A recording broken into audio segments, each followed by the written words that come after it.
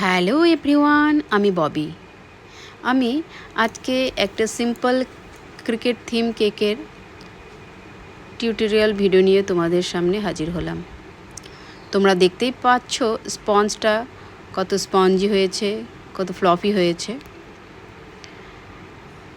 আমি স্পঞ্জটাকে কিভাবে কাট করব তোমাদের সকলের সামনে শেয়ার করলাম। অনেকে যারা বিগিনার্স আছো তারা কিভাবে কেক কাটিং করতে হয়, ট্যারা ব্যাকা হয়ে যায়, উঁচু নিচু হয়, ভেঙে যায়। তো আমি যেভাবে কাটছি তোমরা এই পদ্ধতিটা অবলম্বন করলে তোমাদের স্পঞ্জ খুব সুন্দর কাট হয়ে সমানভাবে কাট হবে। দেখো আমি কত সুন্দর সমানভাবে কাট করছি। যারা বিগিনার্স আছো তাদের জন্য এই ভিডিওটি খুবই হেল্পফুল হবে। যারা আমার স্টুডেন্ট আছো তোমরা অবশ্যই তোমাদের জন্যই তৈরি করলাম বিশেষ করে এই কেকটি।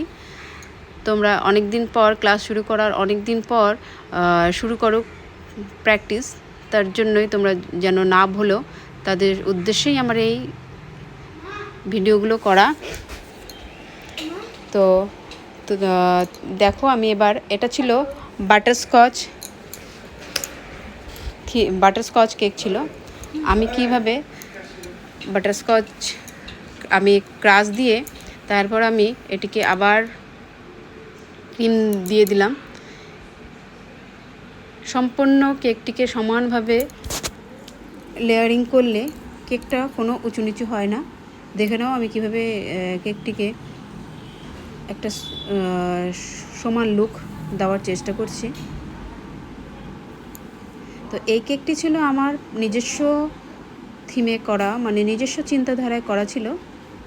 আমি এই কেকটি কোথাও থেকে কপি করি নাই, সম্পূর্ণ আমার নিজস্বই চিন্তাধারায় এই কেকটি করা ছিল। আমার প্রথম কাস্টমার আমাকে যখন বলেছিল আমি সিম্পল কম রেঞ্জের মধ্যে এই ক্রিকেট থিম কেকটি তৈরি করেছিলাম। এই থিম কেকটি করার পরে আমার কাছে এই ক্রিকেট থিমটি বহুবার রিপিট অর্ডার এসেছিল।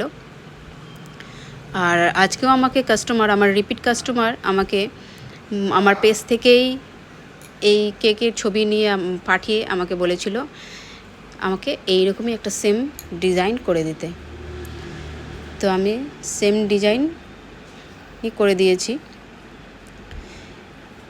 হালকা একটা লুক, মাঠ গ্রাউন্ড লুক দেওয়ার জন্য আমি কিছু ঘাস দিয়ে দিয়েছি। এই যে দেখো তোমরা এখানে ঘাস নজেলস, এটা